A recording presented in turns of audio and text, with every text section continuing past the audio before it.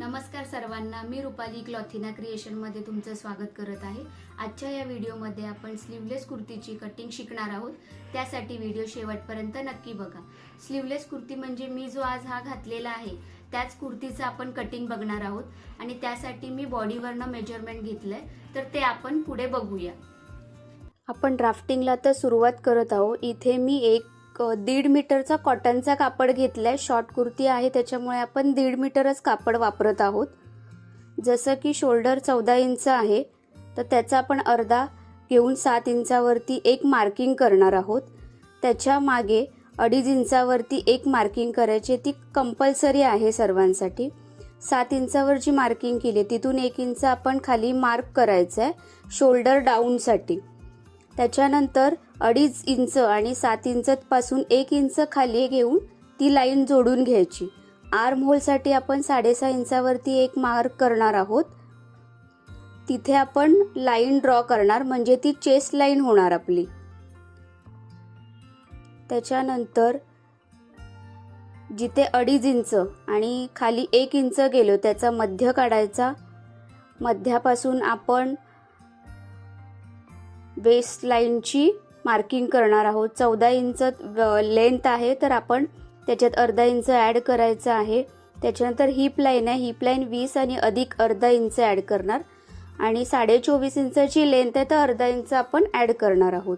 तिथून पुढे पॉइंट आहेत जे आपल्याला ड्रॉ केलेले आहेत ते आपण मार्क करून घेतोय।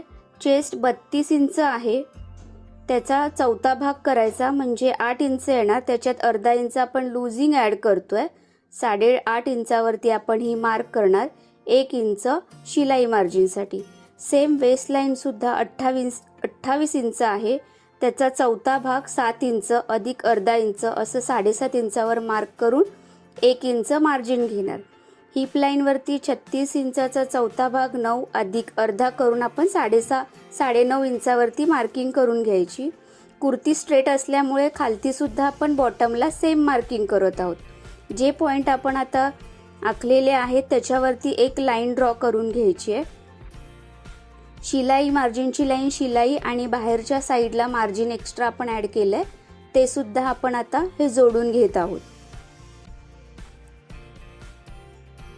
त्याच्यानंतर आपण आर्म होल जो 6.5 इंचावरती घेतलाय त्याचा मध्य काढून आपण एक लाईन ड्रॉ करूया तिथे। त्याच्यानंतर शोल्डर 7 इंच आहे म्हणून सेंटरवरती आपण 6.5 इंचावरती मार्क करणार आणि खाली पण 6.5 इंचावरती आपण एक मार्किंग करत आहोत। जसे पॉइंट आपल्याला भेटलेत तसं आपण ड्रॉ करून घेत आहोत। पुढे अर्धा इंच बॅक आर्म होलसाठी आपण मार्क केलेला आहे, त्यावर आपण ते जोडून घेणार आहोत।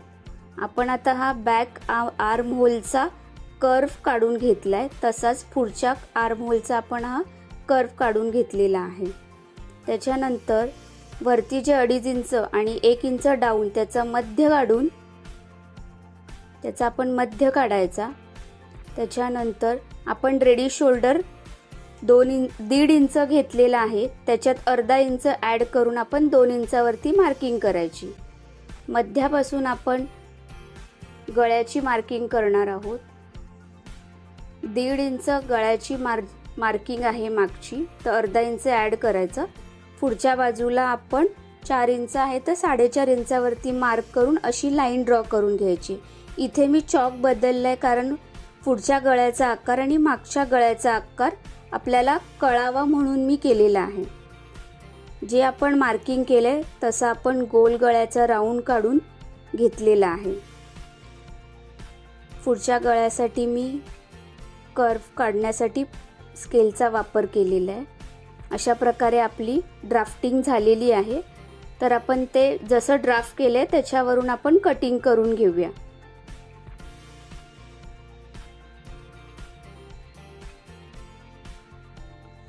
हा बॅक साईड आणि फ्रंट साईड आहे आणि फ्रंट साईडवरून आपण गळ्याची जी मार्किंग केली ती कट करून घेत आहोत। तसंच आपण बॅकची सुद्धा केलेली आहे कटिंग।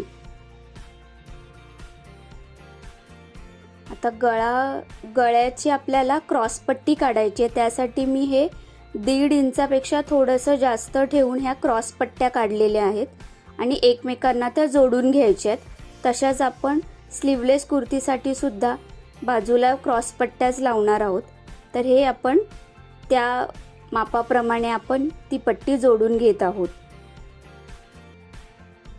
जसं दाखवल्याप्रमाणे ह्या पट्ट्या आपण थोड्याशा क्रॉसमध्ये कटिंग करायच्या आणि असं एकमेकांना आपण ते जोडून घ्यायचं आहे।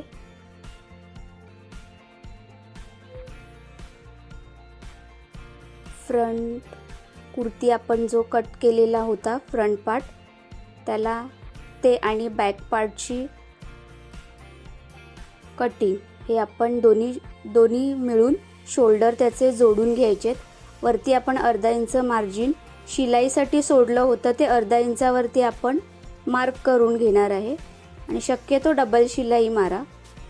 तर हा एक जोडून घेतलेला आहे भाग। तसाच आपण दुसऱ्या साईडचा सुद्धा सेम जोडून घ्यायचे। अर्धा इंच आपण एक्स्ट्रा मार्जिन सोडले, त्याच्यावरती आपण शिलाई मारून घ्यायची।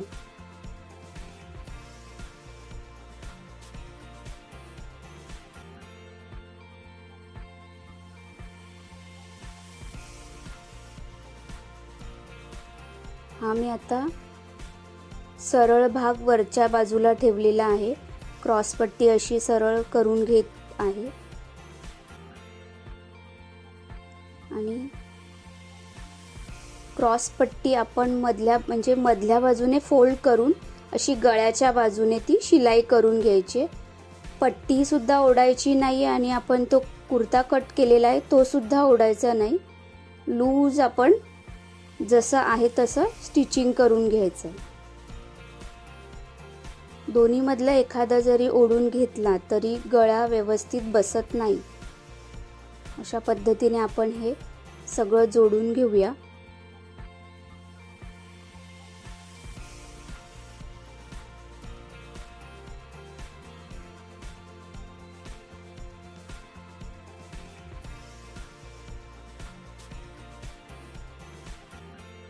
ते पण आपण जोडून घेतलेलं आहे।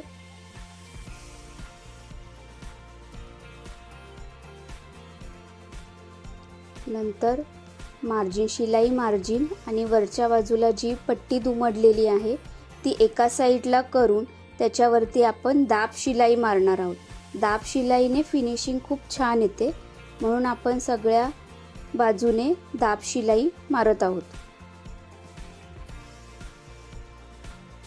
तसंच शिलाई मारून झाल्यानंतर ते आतल्या बाजूला आपण व्यवस्थित फोल्ड करून घ्यायचं आणि कुर्ती शक्यतो सरळच ठेवायचं, कुठे घडी पडली नाही पाहिजे असं आपण पूर्ण स्टिचिंग करून घ्यायचं।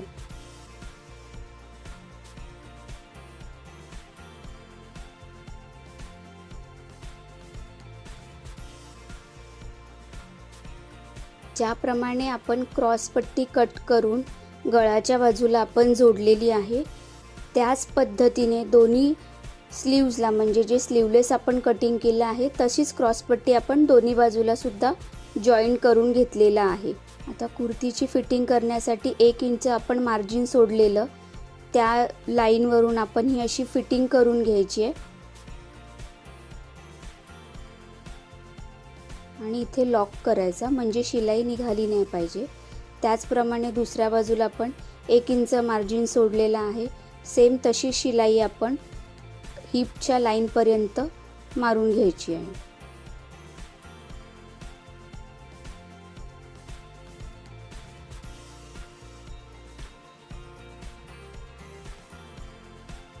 जर शॉर्ट कुर्ती तुम्ही शिवत असाल तर 1.5 ते 2 मीटर आपण कापड वापरू शकतो, त्याच्यामध्ये होते कुर्ती।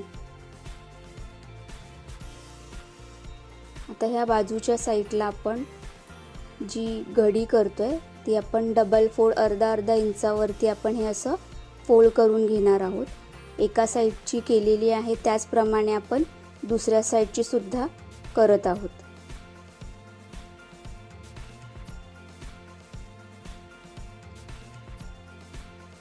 तशीच खालच्या बाजूने अर्धा इंच आणि अर्धा इंच दुमडून खाली आपण शिलाई मारून घ्यायची आहे।